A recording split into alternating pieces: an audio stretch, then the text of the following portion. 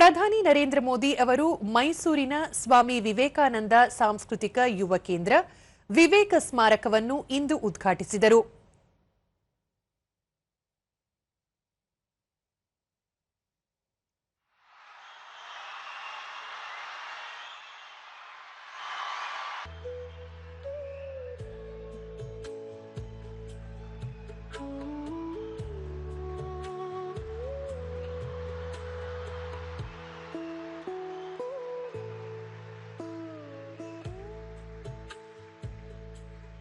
on spirituality, culture and personality Tyagamayi.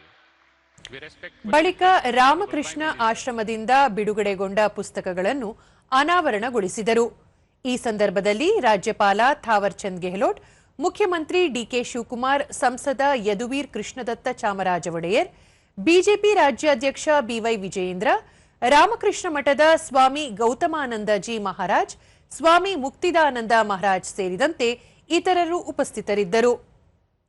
ಬಳಿಕ ಪ್ರಧಾನಿ ನರೇಂದ್ರ ಮೋದಿ, ಮೈಸೂರು ಭಾರತದ ಸಾಂಸ್ಕೃತಿಕ ಚೇತನವಾಗಿದೆ. ಇಲ್ಲಿಯ ಪುಣ್ಯಭೂಮಿ ಹೊಸ ಅನುಭೂತಿ ನೀಡುತ್ತದೆ. ರಾಷ್ಟ್ರಕವಿ ಕುವೆಂಪು ಸೇರಿದಂತೆ ಹಲವು ನಾಯಕರನ್ನು ಕೊಟ್ಟ ಪುಣ್ಯಭೂಮಿ ಮೈಸೂರು. ಇಲ್ಲಿಯ ಮಂದಿರ, ಪರಂಪರೆ, ದಸರಾ, ಸಂಗೀತ, ಸಾಹಿತ್ಯ ಕಲೆಗಳು ವಿಶೇಷವಾಗಿವೆ. ಭಾರತದ ಸಂಪ್ರದಾಯ ಇಲ್ಲಿಯ ಕಣಕಣದಲ್ಲಿಯೂ ಇದೆ. ಕರ್ನಾಟಕ ಮತ್ತು ಕನ್ನಡಿಗರು ಸಂಸ್ಕೃತಿಯನ್ನು ಉಳಿಸುವಲ್ಲಿ ಸದಾ ಮುಂದಿದ್ದಾರೆ. ಇಲ್ಲಿಯ ಸಂಸ್ಕೃತಿಯನ್ನು ಉಳಿಸುವುದು, ಇಲ್ಲಿಯ ಹಸ್ತಶಿಲ್ಪಕ್ಕೆ ಉತ್ತೇಜನ ನೀಡುವುದು, ಸ್ಥಳೀಯವಾಗಿ ತಯಾರಾದ ವಸ್ತುಗಳನ್ನು ಖರೀದಿಸುವ ಮೂಲಕ ಆತ್ಮನಿರ್ಭರ ಭಾರತ ಮತ್ತು ಮೇಕ್ ಇನ್ ಇಂಡಿಯಾಕ್ಕೆ ಉತ್ತೇಜನ ನೀಡಬೇಕು ಎಂದು ಯುವಕರಿಗೆ ಕರೆ ಕೊಟ್ಟರು. ಸ್ವಾಮಿ ವಿವೇಕಾನಂದರು ಯುವಕರಿಗೆ ರಾಷ್ಟ್ರವೇ ಪ್ರಥಮ ಎನ್ನುವ ಮಂತ್ರವನ್ನು ಕಲಿಸಿಕೊಟ್ಟಿದ್ದಾರೆ. ಶಿಕ್ಷಿತ ಯುವಕರೇ ದೇಶದ ಆಧಾರ ಸ್ತಂಭ ಎಂದು ಅವರು ಅಂದೇ ಸಾರಿದ್ದರು. ಆದರೆ ಆಗಿನ ಪರಿಸ್ಥಿತಿಯಲ್ಲಿ ಯುವಶಕ್ತಿ ಗುಲಾಮಗಿರಿಯ ಬಂಧನದಲ್ಲಿತ್ತು. ಆದ್ದರಿಂದ ಯುವಕರಲ್ಲಿ ಇರುವ ಚೈತನ್ಯ ಗುರುತಿಸುವುದು ಬಹಳ ಕಷ್ಟವಾಗಿತ್ತು. ಆದರೆ ಇದೀಗ ಪರಿಸ್ಥಿತಿ ಬದಲಾಗಿದೆ. ಇಂದು ಭಾರತದ ಯುವಕರು ಇಡೀ ವಿಶ್ವದ ವಿಕಾಸಕ್ಕೆ ದಾರಿ ಮಾಡಿಕೊಡುತ್ತಿದ್ದಾರೆ ಎಂದು ಹೇಳಿದರು. ಇಂದು ಭಾರತದ ಅರ್ಥವ್ಯವಸ್ಥೆ ವೇಗಗತಿಯಲ್ಲಿ ಸಾಗುತ್ತಿದ್ದು, ಇದಕ್ಕೆ ಕಾರಣ ಯುವಕರು. ಇದೇ ಯುವಶಕ್ತಿಯಿಂದ ಇಂದು ಭಾರತ 3ನೇ ಅತಿದೊಡ್ಡ ಸ್ಟಾರ್ಟ್ಅಪ್ ಹಾಗೂ 2ನೇ ಅತಿದೊಡ್ಡ ಮೊಬೈಲ್ ಫೋನ್ ಕೇಂದ್ರವಾಗಿದೆ. ಸೆಮಿಕಂಡಕ್ಟರ್ ಕ್ಷೇತ್ರದಲ್ಲಿ ಭಾರತದ ಯುವಕರೇ ಮುಂಚೂಣಿಯಲ್ಲಿದ್ದಾರೆ. ಕೃತಕ ಬುದ್ಧಿಮತ್ತೆ, ಬಾಹ್ಯಾಕಾಶ, ತಂತ್ರಜ್ಞಾನ ಕ್ಷೇತ್ರಗಳಲ್ಲಿ ಭಾರತದ ಯುವಕರು ವಿಶ್ವದಲ್ಲಿಯೇ ಅತಿ ಹೆಚ್ಚಿನ ಸಾಧನೆ ಮಾಡುತ್ತಿದ್ದಾರೆ. ಇವೆಲ್ಲವೂ ನಮ್ಮ ಯುವಶಕ್ತಿಗೆ ಸಾಕ್ಷಿಯಾಗಿದೆ ಎಂದರು. मैं कन्नड़ा भाषा से जुड़ी एक अपील भी करना चाहता हूं. कर्नाटका महान लेखक और कवियों की धरती है.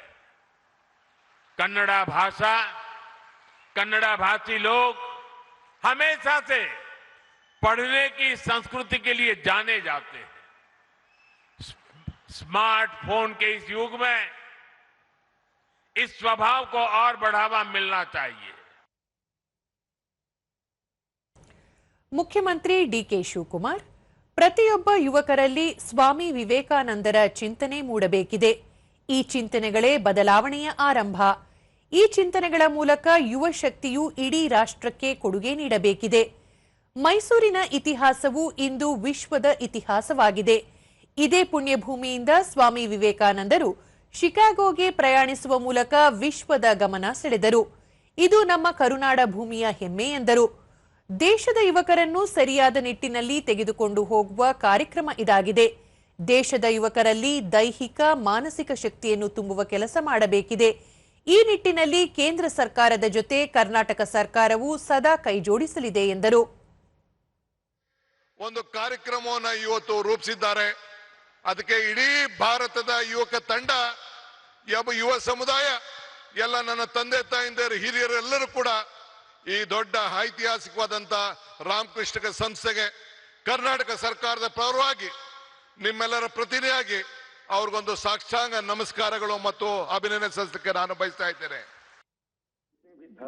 ಇದೇ ವೇಳೆ ಪ್ರಧಾನಿ ಸ್ವಾಮಿ ವಿವೇಕಾನಂದ ಹಾಗೂ ರಾಮಕೃಷ್ಣ ಪರಮಹಂಸ ಮತ್ತು ಮಾತಾ ಶಾರದಾ ದೇವಿ ಪ್ರತಿಮೆಗೆ ಪುಷ್ಪ ನಮನ ಸಲ್ಲಿಸಿದರು.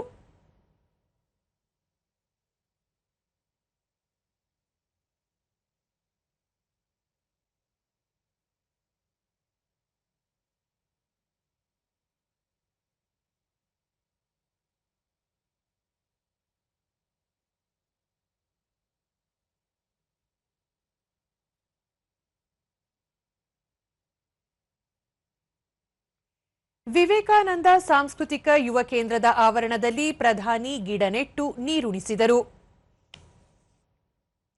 ಕಾರ್ಯಕ್ರಮದ ಬಳಿಕ ಪ್ರಧಾನಿ ನರೇಂದ್ರ ಮೋದಿ ಅವರು ರೋಡ್ ಶೋ ನಡೆಸಿ ದೆಹಲಿಗೆ ತೆರಳಿದರು. स्वागत पूरे उत्साह के साथ स्वागत कर रहे हैं. ये देखिए अभिवादन का आदान प्रदान कर रहे हैं, जिसमें मैसूरू रोड शो के दौरान प्रधानमंत्री नरेंद्र मोदी आज इस समय भी मैसूरू पहुंचे हुए. ಇದಕ್ಕೂ ಮುನ್ನ ಮೈಸೂರಿಗೆ ಆಗಮಿಸಿದ್ದ ಪ್ರಧಾನಿ ನರೇಂದ್ರ ಮೋದಿ ಅವರನ್ನು ವಿಮಾನ ನಿಲ್ದಾಣದಲ್ಲಿ ರಾಜ್ಯಪಾಲ ತಾವರ್ ಚಂದ್ ಗೆಹ್ಲೋಟ್ ಹಾಗೂ ಮುಖ್ಯಮಂತ್ರಿ ಡಿಕೆ ಶಿವಕುಮಾರ್ ಅವರು ಬರಮಾಡಿಕೊಂಡರು.